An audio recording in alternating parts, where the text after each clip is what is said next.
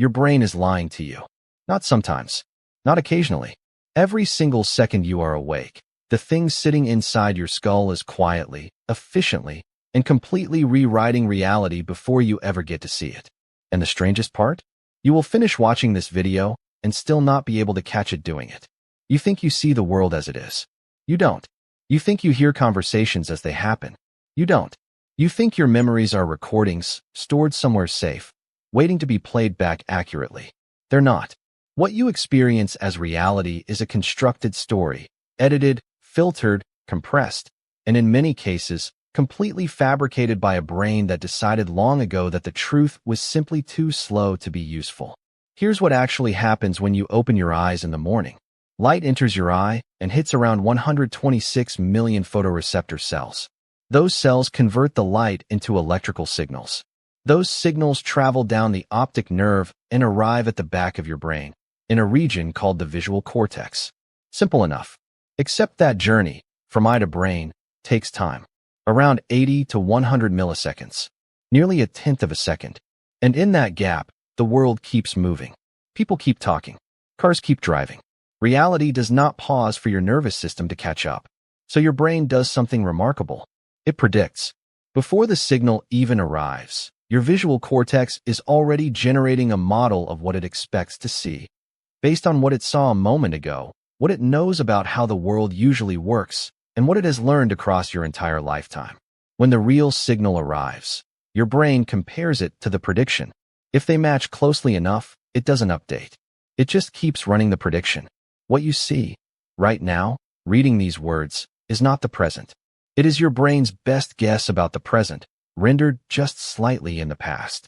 Neuroscientist David Eagleman at Stanford University calls this the brain's temporal illusion. Your experience of now is always a few milliseconds behind reality. You are never, at any point in your life, perceiving the actual present moment.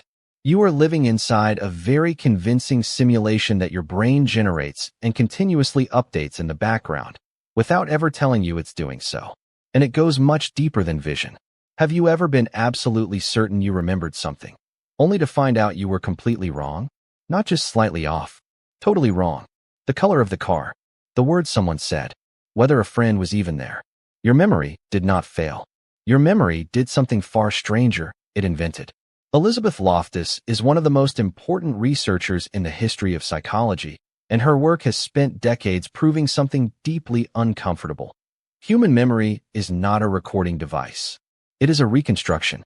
Every single time you remember something, your brain rebuilds it from scratch, using fragments, emotion, logic, and expectation, and then stores the rebuilt version back as if it were the original.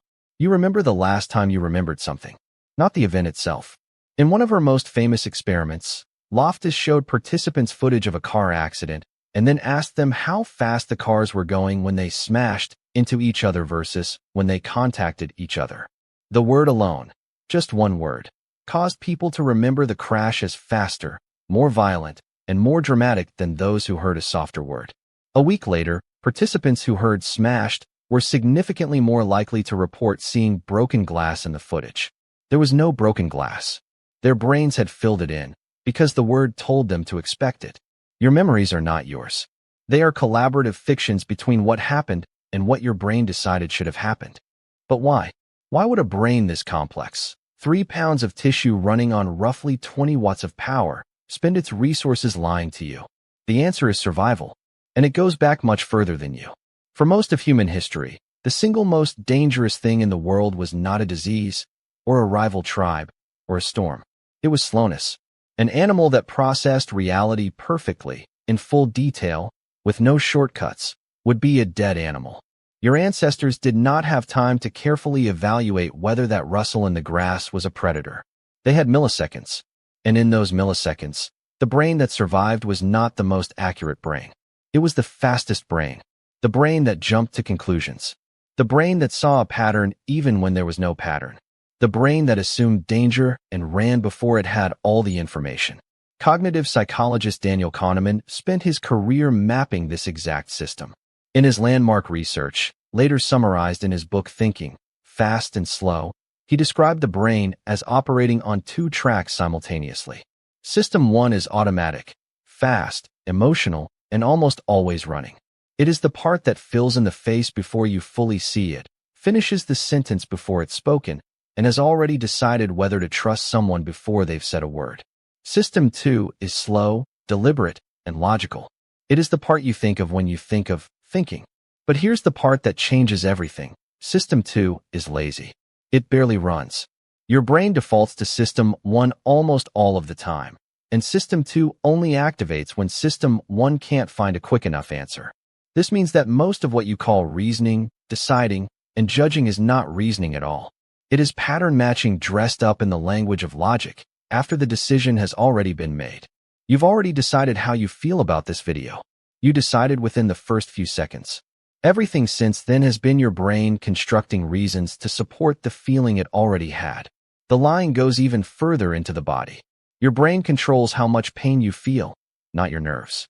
Placebo studies have shown repeatedly that if you believe a sugar pill will relieve pain, your brain will release actual endorphins, real chemical pain relief, in response to a pill with no active ingredient. Fabrizio Benedetti at the University of Turin has spent years documenting how the expectation of relief is, in measurable biological terms, a form of actual relief. Your brain manufactures the experience your expectations told it to produce. This is not weakness. This is the system working exactly as designed. A brain that spent energy processing every photon of light with perfect accuracy, rebuilding every memory with zero compression, and evaluating every social interaction without shortcuts would collapse under the weight of reality. You are not built for truth. You are built for function, for speed, for survival. But here is where it gets genuinely strange. Because now you live in a world your brain was not designed for. The visual shortcuts that kept your ancestor alive now make you vulnerable to advertising, optical illusions, and media that knows exactly how to feed your system the patterns it wants to find. The memory reconstruction that once helped you learn fast now means that eyewitness testimony, which courts have used to convict people for centuries, is one of the least reliable forms of evidence that exists. The pain modulation that kept ancient humans functional through injury now means that what you experience as suffering, as illness, as recovery, is partially authored by what you believe is happening to you. You are walking around with hardware built for a savanna, running software written by evolution, trying to navigate a world made of algorithms, legal systems, social media feeds, and political narratives, all of which were designed, consciously or not, to exploit the exact gaps your brain has always had. The question is not whether your brain lies to you. It does. Constantly. Efficiently. For reasons that made perfect sense for hundreds of thousands of years. The question is whether you can learn to notice it. Even a little. Not to become more accurate. That's not fully possible. But to develop what researchers call metacognition. The ability to think about your own thinking, to catch the moment before the jump to conclusion, to ask, is this what I see, or is this what I expected to see? Is this what they said, or is this what I needed them to say? Is this a memory, or is this the memory of a memory, rebuilt so many times that the original is long gone? You will forget parts of this video, and the parts you remember will shift slightly each time you recall them. The details will blur, the sequence will rearrange, and eventually you will remember the feeling more than the facts. That's not a flaw in your recall.